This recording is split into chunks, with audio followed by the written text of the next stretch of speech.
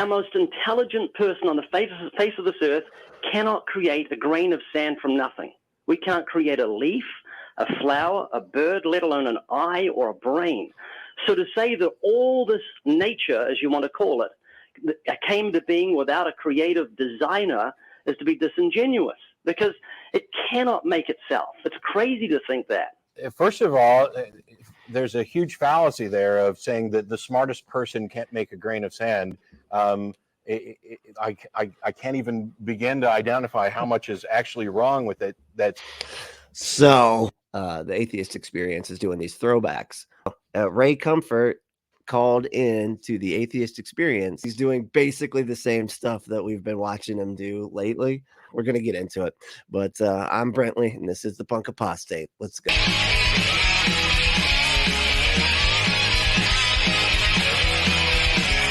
Here. The sound quality is pretty bad. Just going to be honest. This was from like a million years ago. So I have no idea when this actually happened. I'd have to look at the dates and stuff.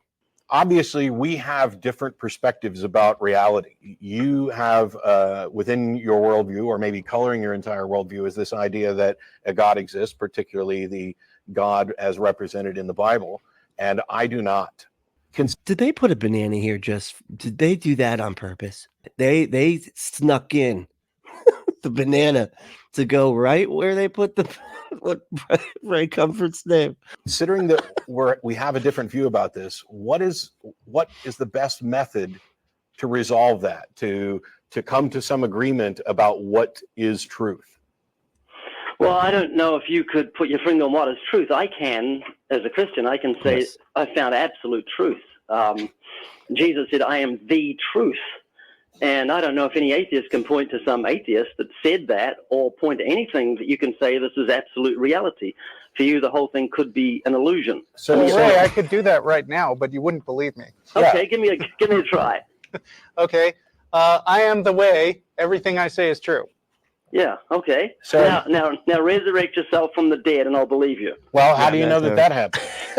They constantly miss the point here. It's like saying that, oh no, I have found the absolute truth. Because I'm a Christian, so I have found the absolute truth. And it's like, no, dude, we get that you think that, but like, how do you know that you've got the absolute truth? How could you demonstrate that? How do you know it's not an illusion, dude? And it's like, they don't do any of them. Like, well, because I can't think any of that stuff, because it would probably be because of the devil. If I have any of those questions, that'd be Satan just forcing me to think stuff. Well, the thing is, for a Christian, we're not going by a belief. We're going by the power of God. Before I was a Christian, I believed in Jesus. I believed that he was an historical figure. But on the night of my conversion, I came to know him, whom the Bible says to know is life eternal. So just as far more real than I know my wife is my walk with Christ. It's my very life itself. So when weird, because you can demonstrate your wife exists. It's weird when they say that. Oh, it's more real than my wife. No, it's not, man. You can show your wife to people, right? She can write something down, sign her name, and then we can hand it to somebody else and say, look, my wife wrote this down. This is a piece of evidence that demonstrates that she exists. God. Jesus said, I am the life. He means he is the very source of life. He's the substance of life that became a human being for the specific purpose of destroying death for humanity. By dying, not doing a good, that's probably not the best way to do it. Destroying death by dying, and then that fixed it. From our point of view, we're still dealing with a claim. You are making an appeal to some experience that you've had, which testifies to the reality of it for you. And what I'm asking is, absent that experience, how could anybody else possibly know? Could they be justified? Well, that's a good question. It's like if you didn't believe in electricity because you can't see it, hear it, touch it, taste, or smell it. Believe in what? Sorry? If you didn't believe in electricity. Oh. Because it's an invisible force. Because you say electricity wrong, Ray. Electricity. And I said, hey, take this fork, stick up this light socket, and you'll more than believe. You'll experience his power. And that's what happens when someone truly becomes a Christian. They move out of the realm of intellect into the realm of personal experience, experientially, but the power of God. And that's the power that God puts behind the gospel. Now, wait a minute. I want to back up a minute because you said that it would move out of the realm of intellect, but that makes it not a good analogy to electricity, like you just said, right? Because the realm of intellect is exactly how we know all the details of how electricity works. He's making it seem like you can't know that electricity is real unless you shock yourself. Okay, man. Yeah, but you don't experience it. There's a difference between intellectual acknowledgement, electricity is real, and actually feeling its power through your body. Exactly. That's why it's not a good analogy. Right. So you're still appealing to the primary proof, for lack of a better word, is direct experience. And I'm just asking you, are you then conceding that absent that direct experience, people wouldn't be justified in believing? No, not when it comes to the existence of God. All you need is eyes that can see it, a brain that works.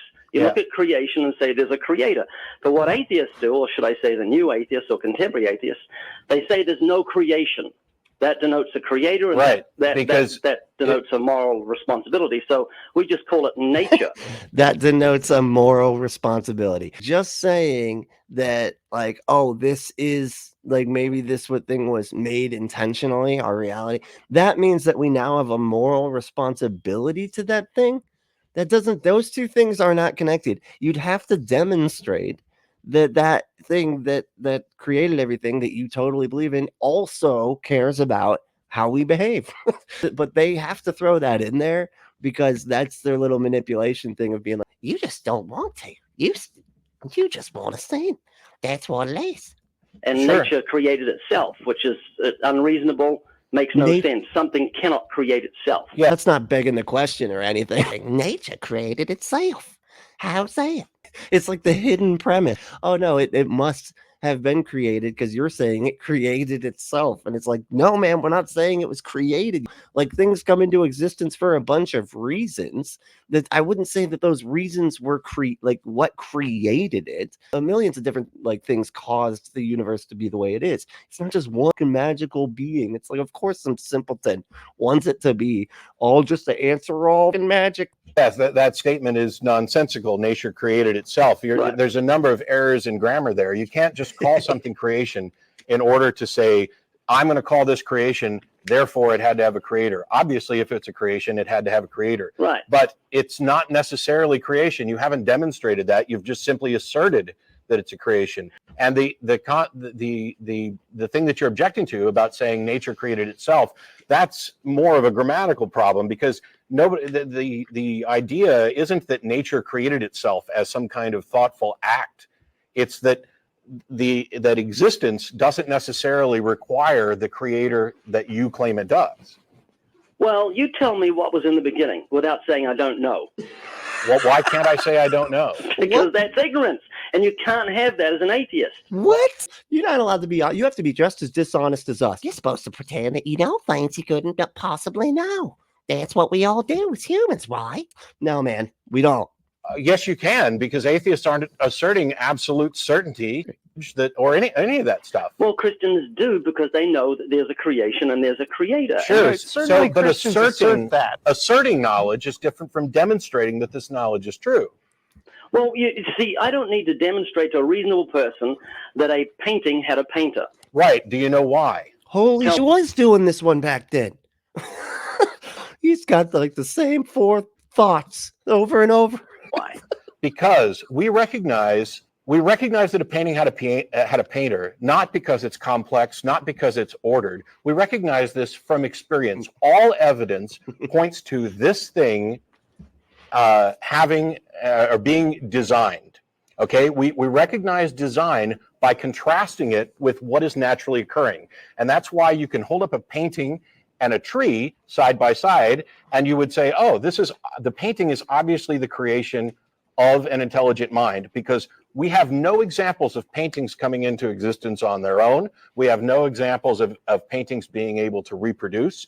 All evidence, we have millions of examples of paintings created by thinking minds. So all of the evidence points to this. The contrast, though, is that trees do naturally reproduce, as do people and living things. We have a good understanding of how planets form out of accretion disks from suns. Those things are naturally occurring. That contrast between naturally occurring and created is something that is how we determine whether or not something was designed. And what you're doing is kind of like, you're familiar obviously with Haley's Watchmaker analogy, where you find a watch and its intricate workings supposedly lead one to deduce that it was designed. But in reality, what you have is a watch lying on a field of watches in a universe of watches, because you believe everything is designed. So there is no point of contrast for you. What you believe, if I'm getting it rightly, is that you believe everything has a semblance of design. From the atom through to the universe, it seems to be designed. There's order. There's not. But that to me seems like something that is more an issue of like how self-involved humans are. We put ourselves in everything. No, we have to be the center of the universe. Literally, we used to think that we were the center of the universe. Like we had a movie about cars, a creation that we make to like drive from one place to another place, and we anthropomorphize that so that they have personalities like ours. We put our personalities in everything. Of course, we're going to be like, oh yeah, it was something just like me designed all this. A magic one is what developed all this, and it's just not true. Not chaos. No, I wouldn't say it seems to be designed. Because I was specifically saying that design is contrasted against naturally occurring. Order itself is not necessarily a product of design. Sand dunes in the desert look very orderly, but they're not designed, and they don't give. Not everything gives the impression of design, and those things which do see, that's, and right there, that's, he can't even. But it is designed. It is. Because why do you think they're all ordered like that? give the impression of design aren't necessarily designed. So he's going to say that those natural, the natural phenomenon that like leads to those dunes appearing to be ordered was on purpose. People have, for a very long time described things as appearing to be designed because the way people learn in general is to make analogies to things that they already know. So when we say how the eye works, we tend to describe it in terms of things that we know how they already work, like a camera. But that doesn't mean that the eye is a literal camera. Right. I agree with that. Oh, of course. But here's my contention. Mm-hmm. Is that everywhere you look in this universe, we see design or order. No, we don't. Well, you don't, but I do. Yeah, and okay? that's and why. that comes and back that's to my what Matt was contention. saying. Let him finish. Let me finish. So, our most intelligent person on the face of this earth cannot create a grain of sand from nothing. We can't create a leaf, a flower, a bird, let alone an eye or a brain. So to say that all this nature, as you want to call it, came to being without a creative designer is to be disingenuous, because it cannot make itself. It's crazy to think that. First of all, there's a huge fallacy there of saying that the smartest person can't make a grain of sand. I can't even begin to identify how much is actually wrong with that statement. But you're characterizing this as a creation from nothing still, and this all coming to being on its own. If we look at the universe, the limited understanding that we have so far, which is growing constantly, the best method that we have for understanding reality has been the scientific method, by and large. It's the single most reliable, consistent, self-correcting method for discerning truth. Now, if there's some other way of finding out the truth about reality, of course, we'd all be interested in knowing it. But when you say that the smartest... direct revelation from a magical being, that is the other method that is clearly so much better. That's way superior to, like, what does he say, that science thing? Not Well, we can modify We can modify what what's already there. Right. but you are still just asserting that we are modifying things that God gave us. And Yeah. I'm saying, apart from your appeal to some special way of knowing, this direct revelation from God or direct experience with God, how else could we justify that? Because that could never, yeah, surely you would agree that your personal experience could not possibly be justification for somebody else. Yeah, but let's go back to what we're talking about. Do you agree or don't you agree with me when I say the most intelligent person on the face of this earth cannot create a grain of sand, a leaf, a flower, or a bird, or a frog from nothing? We don't know where to start. I agree with that. And I also say that 50,000 years ago, the most intelligent person on the face of the earth probably couldn't have created a cell phone from the actual pieces. Yeah, I don't know how that's relevant. And the other thing too, you mentioned the science. Yeah, and then he just goes up. The other thing, anyway, I know that was all a bunch of nonsense. Anyway, back, What was that even? What did that mean? Like, what was the point of that? nah, no point. No point. It's the same. That's one of the billions of things that humans can't do. What? Scientific method. Could you define that for me? Well, there's a number of different definitions, but the guiding principle is that you begin with an observation, you develop a hypothesis, and then there is a process of testing and falsification, peer-reviewed research, where others attempt to replicate your results and to falsify them to demonstrate, that we're constantly trying to prove that this is wrong. And then you get that's a really important part of that. If you don't do that process of like trying to prove your hypothesis false, it's real easy to prove things to prove you're not proving it. You're just confirmation biasing your way through data that like supports what you'd like to think. When you look at a lot of the studies and stuff that are for these supplements and all that, these supplements that basically don't do anything. And because they will sit there and try to prove that it's true, and they'll fund their own studies and stuff, right? And take all of the positive results and then market their supplement or whatever, right? And it's like science doesn't work that way. Science is like trying to prove that the supplement actually doesn't help, right? And you got to like prove it that way through tons and tons of data. And if you can't prove that it doesn't help, then it does, right? That's the idea, right? It's like the Forrest said, you don't ever accept a theory, you just fail to reject it. To the point where an hypothesis has graduated and becomes a theory, and it becomes the best current explanation possible.